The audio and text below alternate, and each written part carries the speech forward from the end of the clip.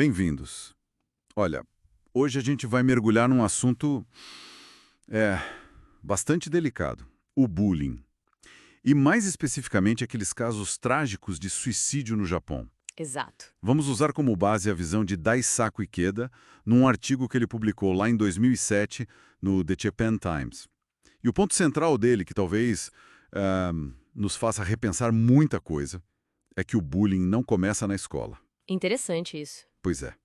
Ele argumenta que a escola é só o palco, sabe? Onde as crianças acabam encenando os dramas, as crueldades, as disfunções que nós, adultos, criamos e vivemos no dia a dia. Nossa, é uma perspectiva forte. Muito. Então, a nossa missão aqui hoje é tentar desvendar esse raciocínio. Como é que o Ikeda conecta o bullying infantil a essas raízes mais profundas na sociedade? Incluindo coisas que ele observa na dinâmica social japonesa, né? Sim, ele aponta para alguns elementos, tipo uma certa natureza fechada que ele percebe na sociedade japonesa. Isso pode gerar uma pressão muito grande por conformidade, sabe? E aí fica difícil aceitar quem é diferente, quem tem mais individualidade. Hum. Isso. Segundo ele, se liga à inveja da individualidade e ao ostracismo, que é aquela exclusão de propósito, né? Deixar alguém de fora do grupo. Ele argumenta que essa dinâmica social toda, ela cria um ambiente propício para o bullying florescer. Essa questão da exclusão deliberada é pesada. E como isso se conecta com a forma como a sociedade reage quando o bullying acontece? Aí que está um ponto bem crítico da análise do Ikeda. Ele observa uma tendência cultural no Japão de culpar a vítima. Culpar a vítima. Ele acha isso muito perigoso. Porque no fim das contas serve para justificar o ato de quem agride e a indiferença de quem assiste sem fazer nada. O Ikeda é bem direto nisso. A responsabilidade é 100%. Totalmente de quem pratica o bullying. 100%. Isso. Ele não vê essa agressão como força, de jeito nenhum. Para ele, é uma manifestação de fraqueza interior, de covardia mesmo. Ele até cita Gandhi para reforçar essa ideia, que a violência nasce da covardia. Essa inversão é impactante, né? A violência como covardia, não como poder. Ok, e se a culpa é do agressor, de onde o Ikeda diz que vem esse comportamento? Como ele faz essa ponte entre o mundo adulto e a criança nesse ponto específico? É aí, eu acho, que a conexão fica mais clara e talvez mais desconfortável para nós adultos. Ikeda afirma que o ambiente da escola funciona como um espelho do mundo adulto. Um espelho? Isso, a crueldade que a gente vê entre as crianças, o cinismo, às vezes até o abuso que transparece na mídia, o preconceito, velado ou não, aquela competição excessiva que muitas vezes a gente impõe às crianças. Verdade. Tudo isso, na visão dele, são reflexos diretos do comportamento adulto. Não seria justo, ele argumenta, esperar que as crianças ajam de um jeito idealizado se elas estão imersas nesses exemplos o tempo todo. Isso obriga a gente a olhar para dentro, né? Deixa de ser um problema deles, das crianças, e vira um reflexo nosso.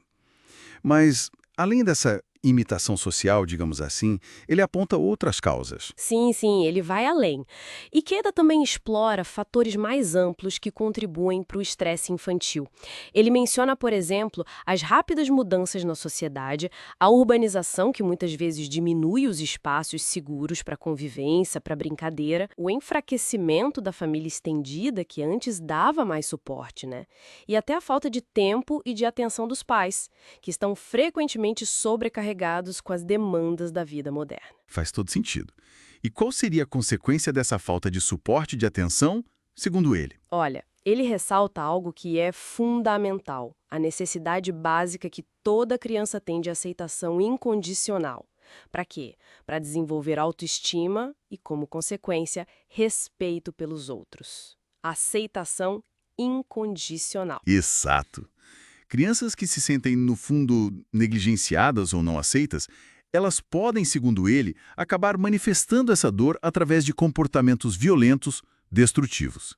Ele até cita rapidamente o exemplo de Rosa Parks, Ah, sim. lembrando como a mãe dela ensinou o valor do autorrespeito e como essa base foi essencial para a coragem que ela demonstrou depois. A aceitação gera força interior, sabe? Entendi. Então, a falta de aceitação pode gerar uma fragilidade que se manifesta como agressão. Ok. Então, tentando resumir a visão do Ikeda que a gente explorou aqui, qual seria a mensagem principal que fica?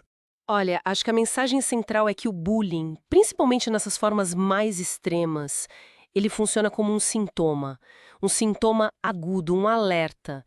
É um espelho doloroso que está refletindo as distorções, as fragilidades, as patologias mesmo presentes no mundo adulto. Um espelho. É como se as crianças, através do sofrimento delas, estivessem mostrando pra gente onde a nossa sociedade está falhando. Um alerta que exige, então, uma resposta dos adultos, imagino. Exatamente. A análise do Ikeda, ela tem um chamado implícito muito forte à ação para os adultos pais, professores, a comunidade toda. É preciso ter coragem, sabe? E solidariedade para enfrentar o bullying de frente, para realmente ouvir os pedidos de ajuda das crianças, que muitas vezes são silenciosos. Ouvir de verdade. Isso. Ele sugere que se engajar de forma genuína com elas, validar o que elas sentem, as necessidades delas, não é só crucial para ajudar cada criança individualmente. É um passo essencial para curar a própria sociedade, para resgatar uma humanidade que às vezes parece que está se perdendo. É uma responsabilidade imensa que ele coloca nos ombros dos adultos. É sim. E isso, sabe, levanta uma questão importante, que talvez o artigo não explore tão a fundo,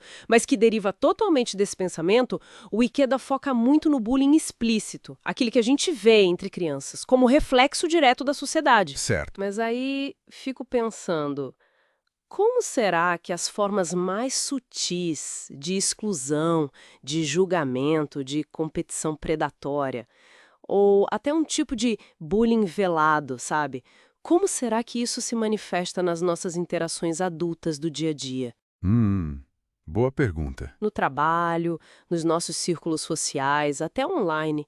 Será que nós, adultos, não estamos perpetuando esse mesmo ciclo de um jeito menos óbvio, mas talvez igualmente prejudicial?